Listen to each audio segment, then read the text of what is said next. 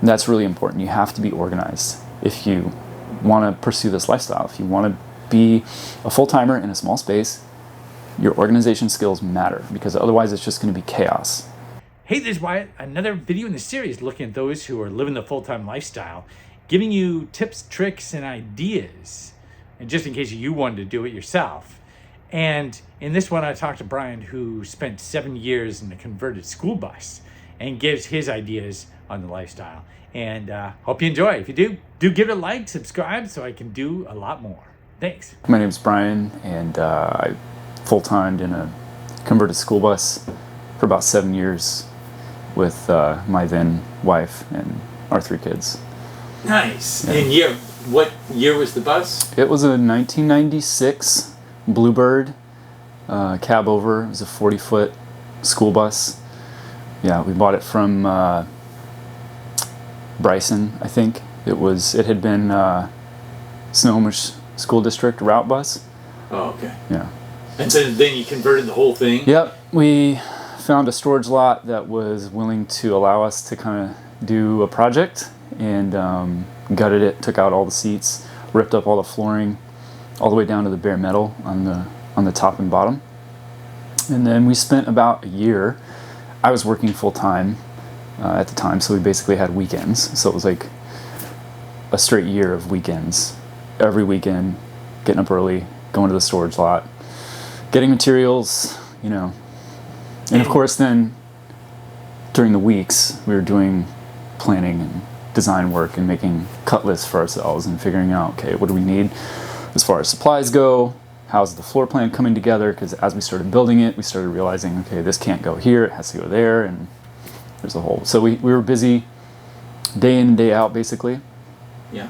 Just focusing our efforts, physically getting things done during the weekends, and then making plans on the weekdays. Nice. And was a year long enough, or did you just end up taking off with what you had? No, yeah, it was more like we kind of took off with what we had. At the time, my wife was pregnant with our 3rd child, and so we kind of had this deadline, like, we got to get this done before she delivers.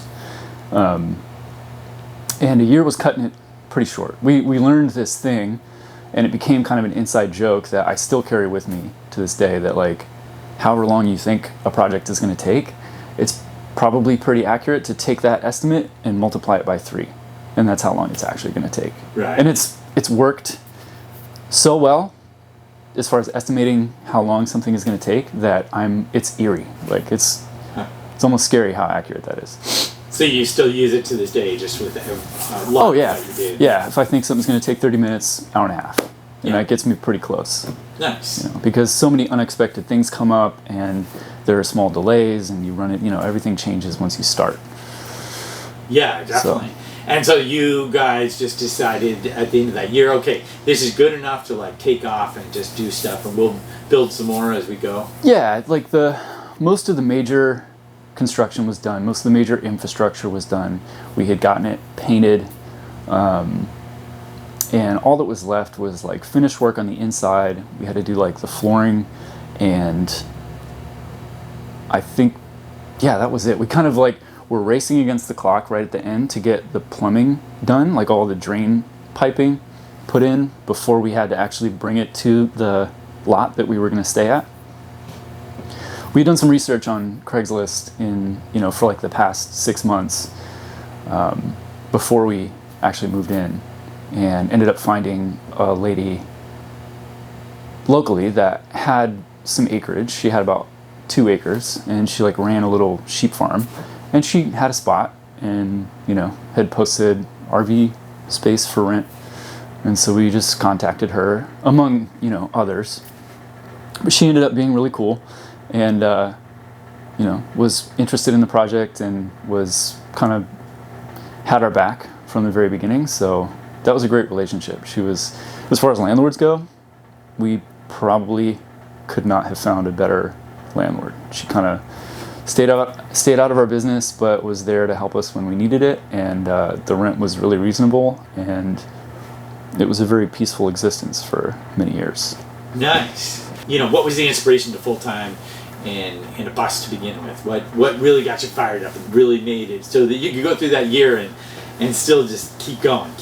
It was, so I guess the initial kind of push was the way that rent prices were skyrocketing at the time, or it just felt like the cost of living was extremely high in the area that we were in around Seattle.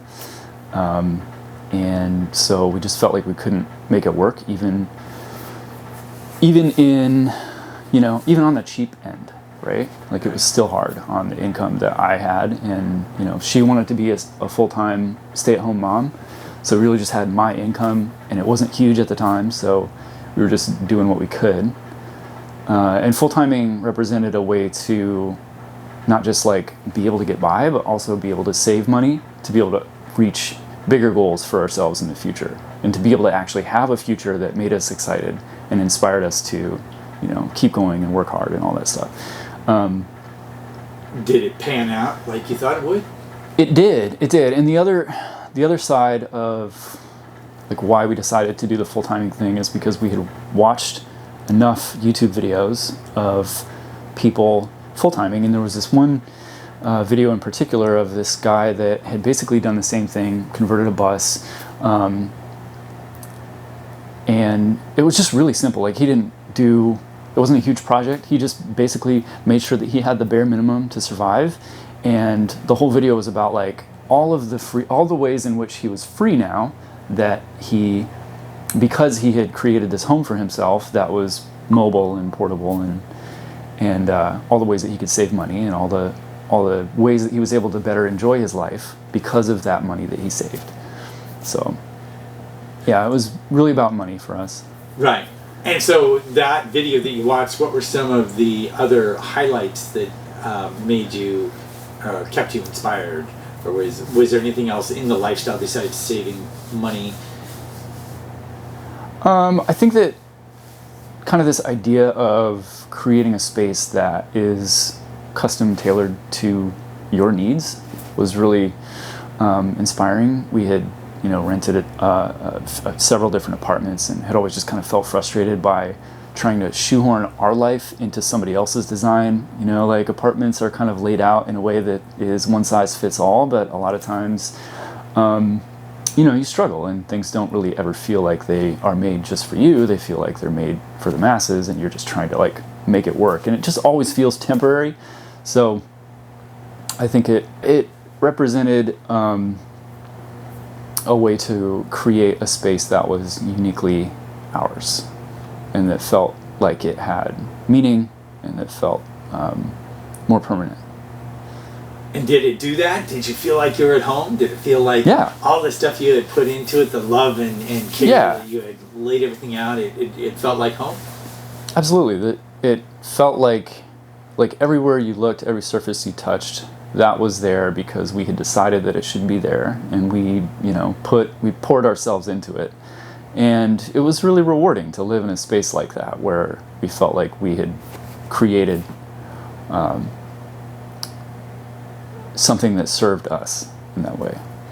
Nice. So then, as you were going along, and you ended up traveling with it, or did you stay in place? No, it was we just parked it on that property, and it just sat there. A lot of people were doing the traveling with like school bus conversions or like van conversions, but that just wasn't our lifestyle. Like I had a full-time job, and we were trying to raise kids, and like traveling all over the place just didn't make sense for us. So we just stayed put. So you were stationary, and so the bus really fulfilled your needs as you went along. And then was there something that was different than you expected in the whole setup that kind of made you change after a while, or did it pretty much fit, and then other circumstances came along? Yeah, so in a lot of ways, I came to understand that it helped with the money side, but like everything else was just like a trade-off. It's like it was better in these ways, but it was worse in these other ways. And there were so many areas like that where, Do you have some examples? Yeah, like on the one hand, it's nice to be able to tailor your space for yourself. But on the other hand, when you have so little space, it's only about 250 square feet. And that's the large end. That's a 40-foot full-size bus, you know? So on the other hand, the minute that space starts to not work for you, it's a lot more work to change it, because you've built everything up and you've kind of Jenga'd everything in there, and you've maximized your use of the space that's there to serve this very specific need. The minute that need changes, it's not like a house where you can just kind of move your furniture around and boom, you're done. It's like you have to tear everything apart. You have to tear everything apart and rebuild it if your needs change. And so we ended up having to do that like every 6 months. You know, our kids would grow, or we would just decide that we didn't like something the way it was, and it would be this huge project to like rip everything up and renovate. And that got really old after a while. So another thing was like humidity in a small space. Like, that's huge. You never think about that in an apartment or in a house. Never. And you move into a small space, and all of a sudden, there's water on everything.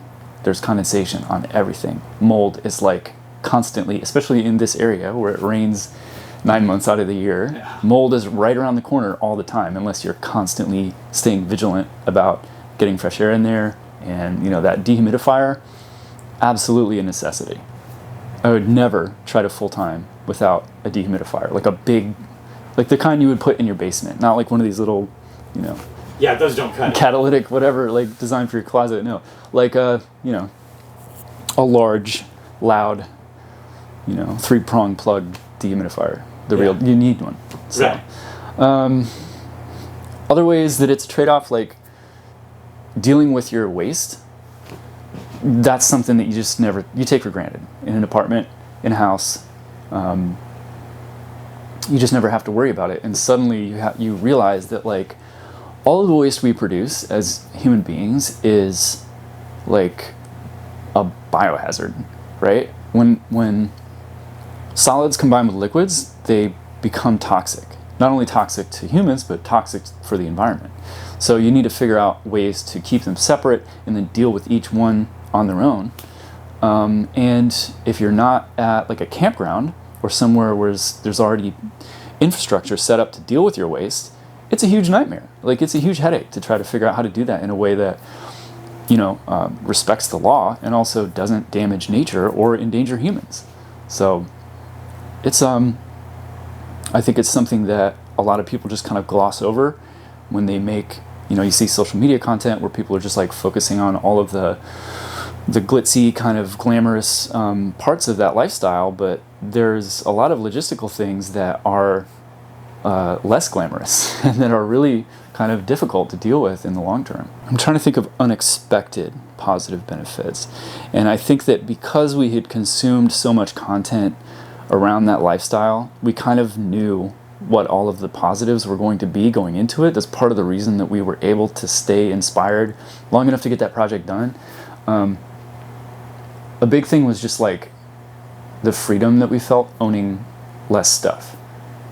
Being forced to not have as much stuff because you don't have as much space is really liberating in a lot of ways, because you just don't have to worry about it. It's not in the back of your mind. It forces you to learn how to be very efficient with a smaller amount of stuff. And that, I think, is a valuable lesson that I still carry with me to this day.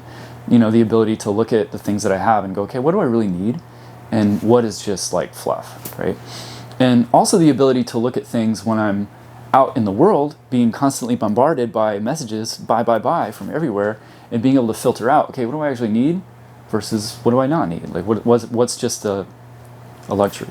Yeah.